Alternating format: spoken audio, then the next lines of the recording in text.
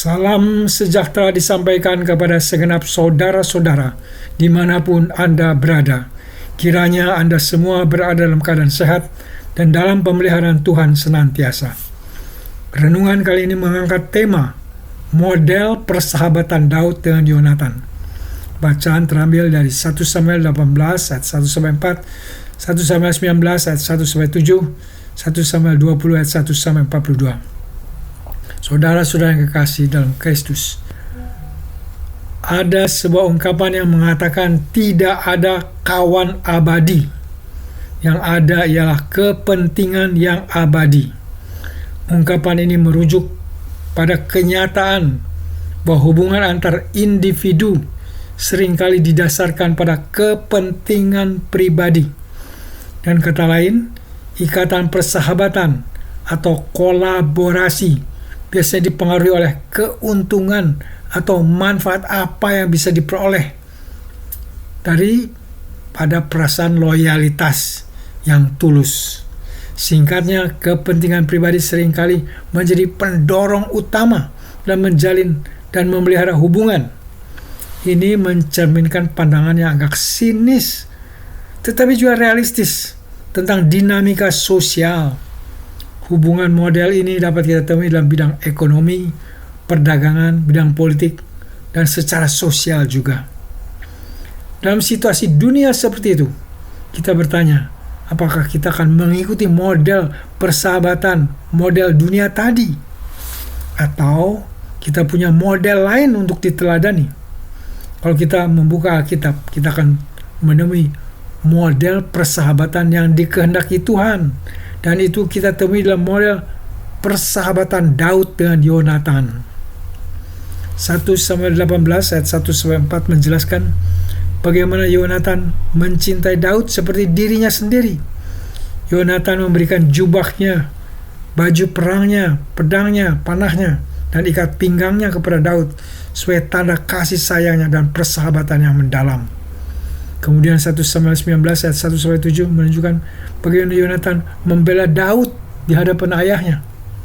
1 Samuel 20 ayat 1-42 pasal yang menggambarkan pengorbanan besar yang dilakukan oleh Yonatan untuk menyelamatkan nyawa Daud. Mereka membuat janji suci satu sama lain. Dan Yonatan membantu Daud melarikan diri dari kemarahan Saul. Mari kita menganalisa persahabatan mereka berdua. Persahabatan mereka menunjukkan kedalaman relasi. Jadi bukan sekedar cerita tentang dua orang yang berteman baik, tetapi tentang dua jiwa yang saling memahami dan saling menghormati. Mereka berbagi suka dan berbagi duka, saling mendukung dalam tantangan, bahkan rela mengorbankan diri untuk kepentingan satu sama lain. Hubungan model tadi menunjukkan komitmen kuat. Yonatan, meskipun tahu bahwa ayahnya Raja Saul ingin membunuh Daud, ia tetap setia kepada sahabatnya. Komitmen Yonatan kepada Daud melebihi rasa takut atau kewajiban kepada ayahnya. Persahabatan mereka mengajarkan kita tentang pentingnya komitmen yang tidak tergoyahkan dalam menjalin hubungan persahabatan. Ketiga, nilai-nilai spiritual dalam model persahabatan mereka. Persahabatan Daud dan Yonatan dibangun di atas dasar yang kuat, yaitu iman kepada Tuhan. Mereka berdua memiliki hubungan yang dekat dengan Tuhan, dan hal ini memperkuat hubungan mereka satu sama lain. Nilai-nilai spiritual ini menjadi pondasi yang membuat persahabatan mereka kokoh dan abadi. Unsur yang keempat, pengorbanan. Yonatan rela mengorbankan haknya sebagai pewaris tahta demi Daud. Ia mengenali panggilan Tuhan dalam hidup Daud dan dengan rendah hati mengakui hal tersebut. Pengorbanan ini menunjukkan kepada kita bahwa persahabatan sejati menuntut kesediaan untuk memberi lebih dari yang kita terima.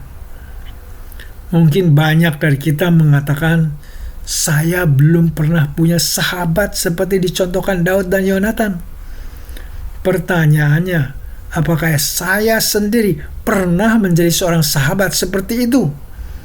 Menjawab pertanyaan ini, barangkali banyak dari kita, saya jauh dari standar persahabatan Daud dan Yonatan.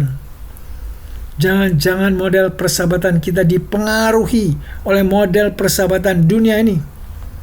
Mari kita urai seperti apa model persahabatan dunia masa kini, karena jangan-jangan persahabatan kita lebih seperti orang dunia daripada seperti Daud dengan Yonatan. Jika kita amati model persahabatan modern, kita temui pola seperti ini. 1. Kedangkalan relasi. Persahabatan zaman kini terkadang terbangun dari interaksi di media sosial yang cenderung dangkal dan tidak mendalam. Seringkali hanya berbagi momen permukaan tanpa memahami perasaan dan pemikiran yang lebih dalam dari satu sama lain. Model persahabatan dunia kedua, kurangnya komitmen. Banyak relasi masa kini kurang memiliki komitmen kuat seperti yang ditunjukkan oleh Daud dan Yonatan. Dengan begitu banyak pilihan dan gangguan di sekitar kita, mudah sekali untuk mengabaikan atau mengganti teman. Hal yang ketiga, persahabatan model sekarang mudah putus. Dalam dunia yang serba cepat ini, persahabatan seringkali mudah putus karena perbedaan kecil atau konflik yang sepele. Tidak ada kemauan untuk memperbaiki dan mengatasi masalah-masalah yang muncul dari persahabatan tadi. Hal yang keempat, model persahabatan masa kini penuh kepentingan. Tidak jarang kita melihat persahabatan yang dibangun atas dasar kepentingan pribadi atau keuntungan tertentu. Ketika kepentingan tersebut tidak lagi terpenuhi, relasi menjadi renggang dan akhirnya relasi menjadi putus. Hal kelima dalam model persahabatan dunia, kurangnya pengorbanan. Pengorbanan menjadi hal yang langka dalam persahabatan modern. Banyak orang cenderung lebih fokus kepada kepentingan sendiri daripada berusaha untuk memberi dan mendukung teman. Ironisnya, dalam beberapa kasus kita bahkan melihat orang mengorbankan teman untuk keuntungan pribadi. Ini sangat berbeda dengan pengorbanan tulus yang ditunjukkan oleh Yonatan kepada Daud. Kesimpulannya, meskipun tidak semua persahabatan modern buruk, namun ada beberapa tantangan dan perbedaan mendasar yang bisa kita perbaiki dengan belajar dari model persahabatan Daud dan Yonatan.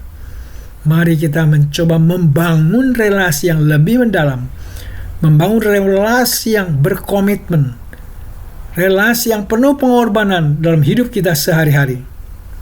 Kalau kita belum menemukan teman seperti itu, biarlah dimulai dari kita untuk menjadi sahabat yang baik, membangun relasi yang mendalam, ada komitmen, bersedia berkorban, dan siapkan hati untuk memaafkan kesalahan teman.